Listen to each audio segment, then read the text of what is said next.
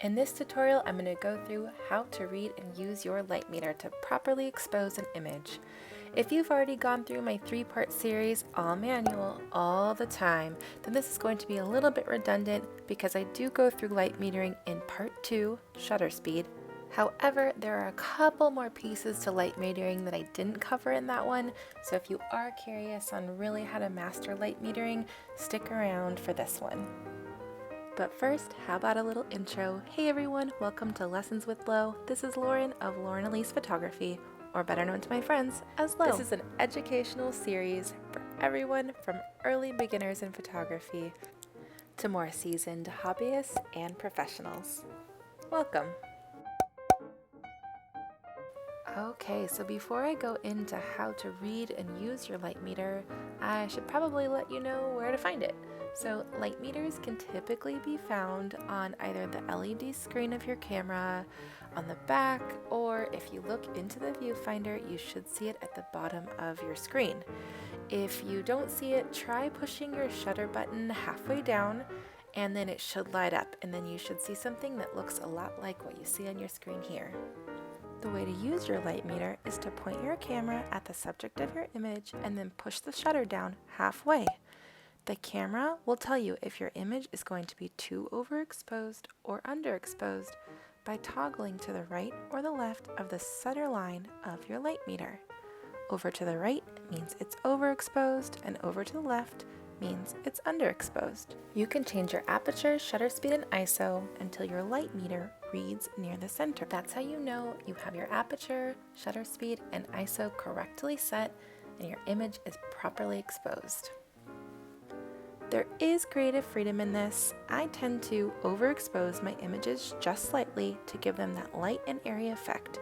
So I change my shutter speed so that the light meter reads just to the right or overexposed, kind of like this.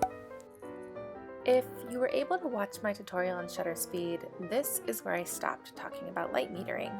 So I'm going to go a little bit further now to talk about some more specifics about how to really light meter properly. But before I can do that, I need to talk about autofocus points first. What are autofocus points? So autofocus points are those little red or green dots that light up on the back of your screen whenever you push your shutter button halfway down. Normally when you get a DSLR camera, take it out of the box, turn it on and start using it, all your autofocus points are turned on. That means they're on autofocus points. I know, double auto. So we'll just call it AF points for short. So when you're on automatic AF points, all of them will light up, which just means that your camera is doing the work for you to focus on anything and everything that it can see.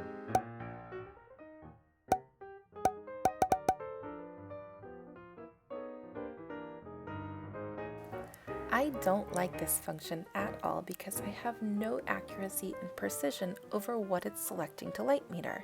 So the very first thing I do when I get a new camera is I turn this function off.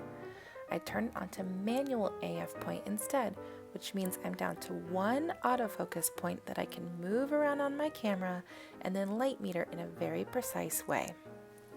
Okay, so now that I've given you some background on what exactly autofocus points are, I'm going to talk you through how to use them to properly light meter. I took this photo at a wedding on a particularly sunny day. If you look closely, the hot spot over here on the ground is vastly different than the darker shadow by his arm over there. If I had my camera on auto AF selection, the camera would have chosen the point at which it would have light metered for me, and I would have no control over, do I want to light meter for the lighter spot, the darker spot, or somewhere in between, which is why I turned this function off. So when you put it on manual AF selection, you have full control over what area you're going to light meter to.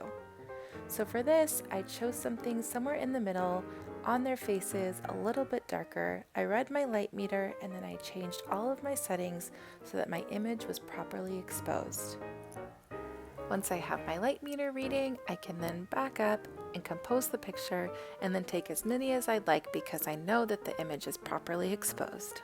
You do need to redo this step and actually re-light meter every time you move or you move your subjects because yes, our cameras are that sensitive to light.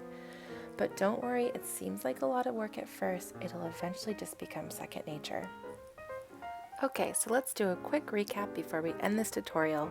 Your light meter will toggle back and forth from over to the right for an overexposed image to over to the left for an underexposed image every time you push your shutter button halfway down.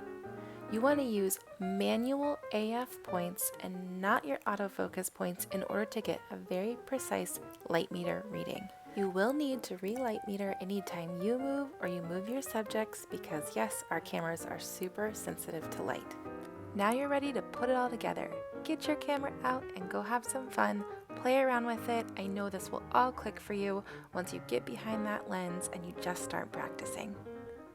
I hope you enjoyed this edition of Lessons with Lo. Don't forget to like this video and subscribe to my channel.